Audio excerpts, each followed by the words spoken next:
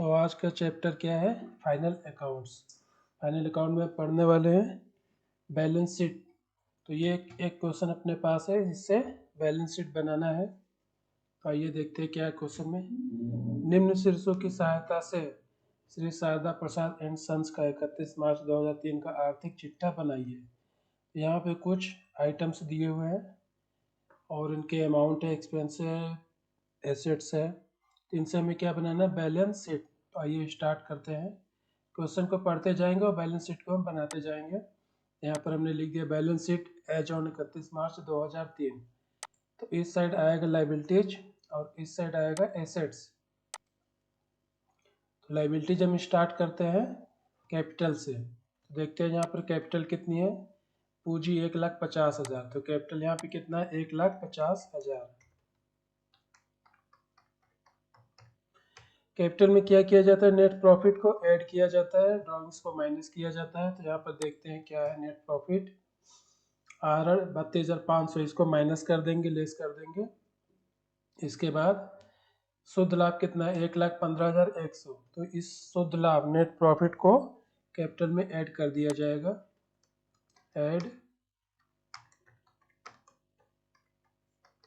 Net profit. Net profit कितना है? 1,15,100 रुपये। और इसमें से ड्रॉइंग्स को माइनस कर देंगे। ड्रॉइंग्स कितना है? आर 32,500 रुपये माइनस 32,500 रुपये। इन तीनों को टोटल कीजिए तो कितना आ रहा है? 2,32,600 रुपये। यहाँ पर हम लिख देंगे 2,32,600 रुपये। इसके बाद देखिए क्वेश्चन में क्या है। आर हमने कर दिया असीम के पास जमा 13,750 रुपये। मतलब हमारा असीम के पास जमा है तो ये हमारे लिए क्या होगा? एसेट्स होगा। 13,750 रुपये। इसको हम एसेट साइड में लिखेंगे और यहाँ पे लिखेंगे डिपॉजिट टू असीम। असीम के पास जमा है 13,750 रुपये। इसके बाद क्या है? ख्याति। ख्याति होता है गुडविल। तो गुडविल क्या होता है? एसेट्स होता है। ख्याति का मतलब होता है जैसे आप किसी बिजनेसमैन से, किसी से भी मार्केट से आप कितना उधार परचेज कर सकते हो, उसको हम बोलते हैं ख्याति, गुडविल। तो 13,700, 17,300 रुपये, ये भी क्या होगा? एसेट्स होगा। गुडविल 17,300 रुपये। गुडविल के बाद क्या है? रोकड़ 620 रुपये। तो कैश क्या होता है? एसेट्स होता है। तो इसको एसेट साइड लिखेंगे, कैश इन हैंड 620 रुपये। इसके बाद क्या है? आदत्य किराया। आदत्य किराया मतलब कि किराया देना बाकी है। तो जो चीज़ देना बाकी है तो वो हमारे लिए क्या होता है? लाइबिलिटीज। तो इसको हम लाइबिलिटीज साइड में लिखेंगे 1,300 रुपये।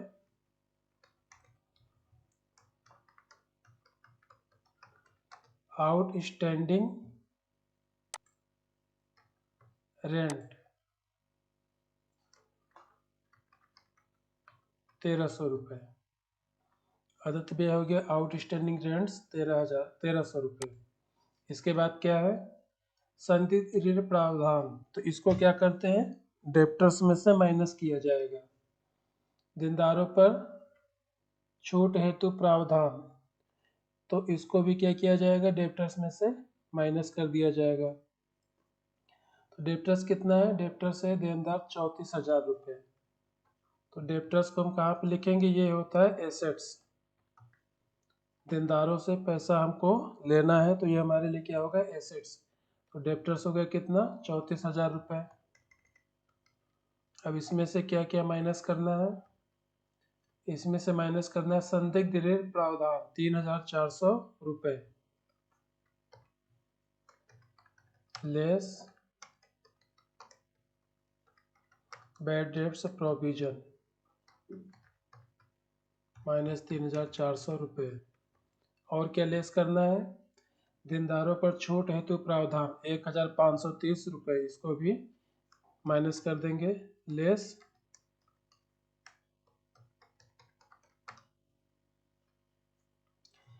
लेस प्रोविजन फॉर डिस्काउंट कितना है 1530 रुपये। इसको यहाँ से माइनस कर दीजिए, दोनों को कितना आएगा 29,070 रुपये।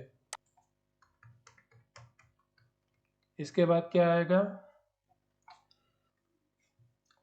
पूर्वदत्त विज्ञापन व्यय।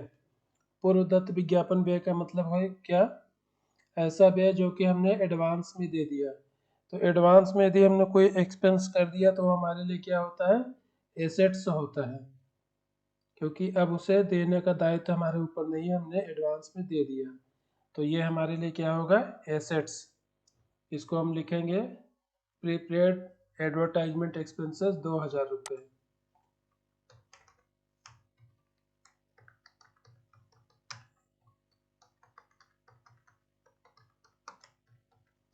प्रीपेड एडवर्टाइजमेंट एक्सपेंसेस 2000 रुपये। इसके बाद क्या है शुद्ध लाभ, ये हमने कर दिया। प्रतीक को ऋण, प्रतीक को ऋण है, इसका मतलब है कि प्रतीक को हमने लोन दिया है। तो जब हम किसी को लोन देते हैं वो तो हमारे लिए क्या होता है एसेट्स होता है। तो इसको हम लिखेंगे एसेट साइड में। क्या लिखेंगे यहाँ पर लोन टू प्रतीक 10,000 रुपये। इसके बाद क्या है डेप्टर्स, ये हमने कर दिया। पेटेंट, पेटेंट तो क्या होता है हमारे लिए एसेट्स होता है। किसी भी बिजनेस में जो भी पेटेंट होता है वो एसेट्स होता है, इसको हम लिखेंगे एसेट्स में। अमाउंट कितना है 5,000 रुपये।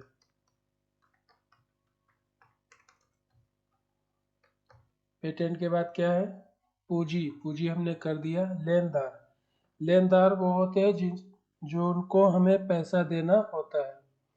तो लेनदार कहाँ पे आएंगे लाइबिलिटीज में। अमाउंट कितना है 30,000 रुपये। 30,000 रुपये ये हो गया क्रेडिटर्स।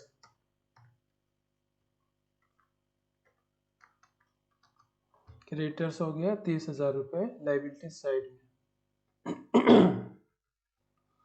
इसके बाद क्या है प्रबंधक को शुद्ध लाभ पर कमीशन 11,510 रुपये।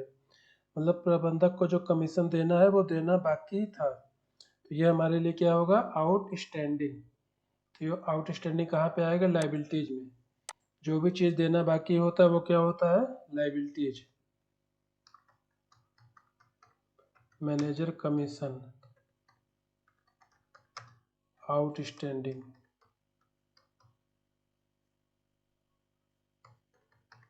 मैनेजर कमीशन आउटस्टैंडिंग कितना है 11,510 रुपये। इसके बाद क्या है बीमा कंपनी दावा स्वीकृत, बीमा कंपनी से क्लेम स्वीकृत हो गया। तो ये हमारे लिए क्या होगा एसेट्स। इसको हम लिखेंगे इंश्योरेंस क्लेम 9,500 रुपये एसेट्स साइड में।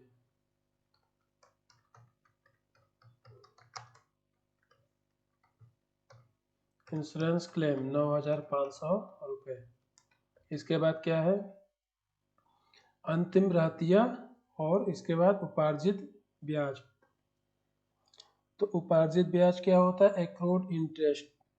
मतलब उपार्जित ब्याज ऐसा है जो कि इनकम होना बाकी है, ये हमें इनकम एडवांस में प्राप्त नहीं हुआ, इनकम मिलना बाकी है।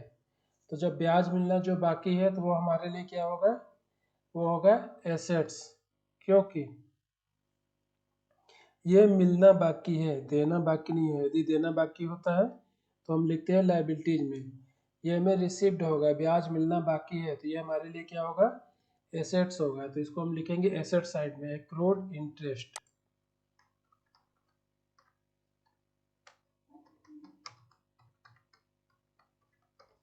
कितना है 250 रुपये।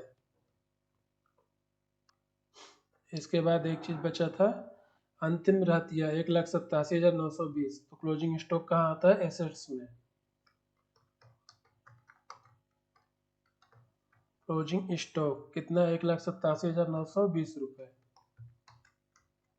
तो ये हमने बैलेंस शीट बना दिया पूरा और ये हमारे बैलेंस शीट का दोनों साइड का टोटल आप देखेंगे बराबर आ गया 2,75,410, 2,75,410। तो इस तरह से आप क्वेश्चन को पढ़ते जाइए और सॉल्व करते जाइए तो क्वेश्चन इजी तरीके से सॉल्व हो जाता है। तो आज का वीडियो यहीं पे समाप्त करते हैं, मिलते हैं नेक्स्ट वीडियो में। यदि आप मेरे चैनल पर नए हैं तो ऐसे ही और वीडियो देखने के लिए प्लीज़ मेरे चैनल को सब्सक्राइब करें। तो मिलते हैं नेक्स्ट वीडियो में, धन्यवाद।